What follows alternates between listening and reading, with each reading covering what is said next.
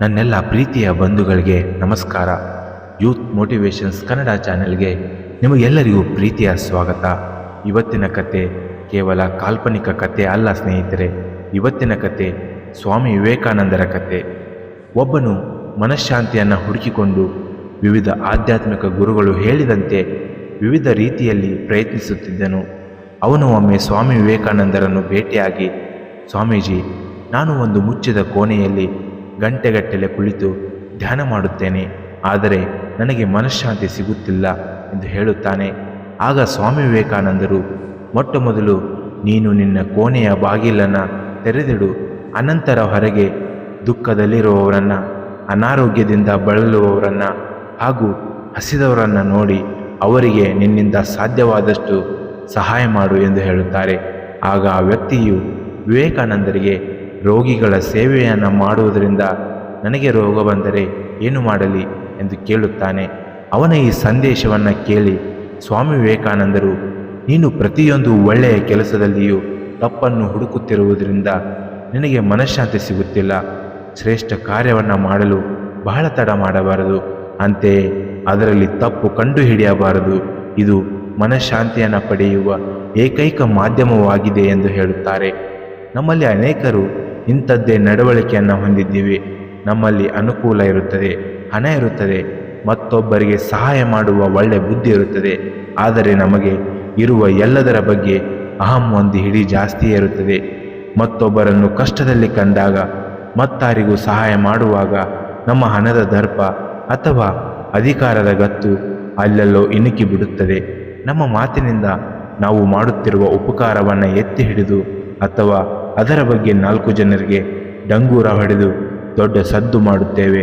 ಇಂದಿನ ದಿನಗಳಲ್ಲಿ ಅನಾಥಾಶ್ರಮಗಳಿಗೆ, ವೃದ್ಧಾಶ್ರಮಗಳಿಗೆ ಹೋಗಿ ಬಡ ಮಕ್ಕಳೊಂದಿಗೆ ತಮ್ಮ ಮಕ್ಕಳ ಹುಟ್ಟುಹಬ್ಬವನ್ನು ಆಚರಿಸಿ ಅದರ ಫೋಟೋಗಳನ್ನು ಸಾಮಾಜಿಕ ಜಾಲತಾಣದಲ್ಲಿ ಹಂಚಿಕೊಳ್ಳುವ ಜನರನ್ನು ನೋಡಿದ್ದೇವೆ.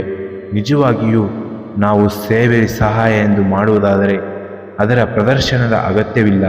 ಅದಕ್ಕಿಂತ ಹೆಚ್ಚಾಗಿ ಮತ್ತೊಬ್ಬರಿಗೆ ಸಹಾಯ ಮಾಡುವಾಗ ಅವರು ಜೀವನದಲ್ಲಿ ಸೋತಿದ್ದಾರೆ ಎಂದು ಅವರಿಗೆ ತಿಳಿಸಿ ನಂತರ ಸಹಾಯ ಮಾಡುವುದಾದರೆ ಅದರ ಹೆಚ್ಚುಗಾರಿಕೆ ಎಲ್ಲಿ ಉಳಿಯಿತು?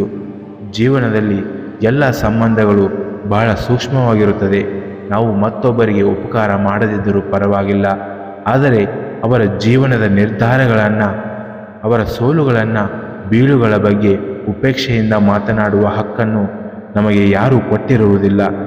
ಬೇರೆಯವರ ಕೆಲಸಗಳಲ್ಲಿ, ಅವರ ವ್ಯಕ್ತಿತ್ವದಲ್ಲಿ ತಪ್ಪು ಹುಡುಕುವ ಸಣ್ಣ ಬುದ್ಧಿಯನ್ನು ತ್ಯಜಿಸಿ ಎಲ್ಲರನ್ನೂ ಸಮಾನವಾಗಿ ನೋಡುವ, ಗೌರವಿಸುವ ಮನಸ್ಥಿತಿಯನ್ನು ಬೆಳೆಸಿಕೊಳ್ಳಬೇಕು.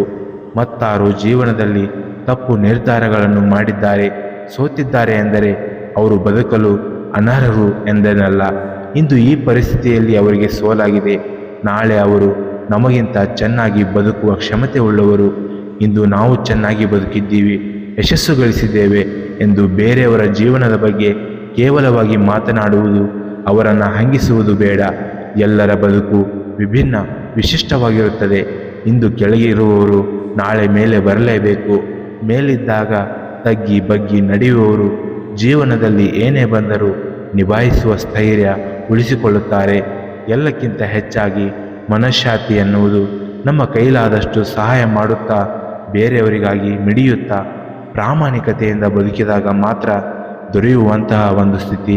ಕೋಣೆಯೊಳಗೆ ಧ್ಯಾನ ಮಾಡಲು ಕುಳಿತರು, ಮನಸ್ಸು ತಿಳಿಯಾಗಿರದಿದ್ದರೆ, ಯೋಚನೆಗಳು ತಲೆಯಲ್ಲಿ ನಡೆಯುತ್ತಿದ್ದರೆ, ಗಂಟೆಗಟ್ಟಲೆ ಧ್ಯಾನದ ಹೆಸರಿನಲ್ಲಿ ಕುಳಿತಿದ್ದರೂ ಒಂದಿನ ಅಂತೂ ಶಾಂತಿ ಸಿಗುವುದಿಲ್ಲ.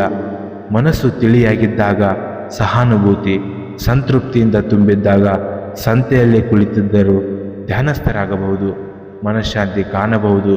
ನೀವೇನಂತೀರಿ? ಇದೇ ಹೇಳಿಲ್ಲವೇ, ವಿವೇಕ ಇಲ್ಲದೆ ಆನಂದ ಎಲ್ಲಿ ಅಂತ. ಇನ್ನಷ್ಟು ಹೆಚ್ಚಿನ ಮೋಟಿವೇಶ್ನಲ್ ವಿಡಿಯೋಗಳಿಗಾಗಿ ನಮ್ಮ ಚಾನೆಲ್ನ ಸಬ್ಸ್ಕ್ರೈಬ್ ಮಾಡಿ. ಧನ್ಯವಾದಗಳು. ಜೈ ಹಿಂದ್, ಜೈ ಕರ್ನಾಟಕ ಮಾತೆ.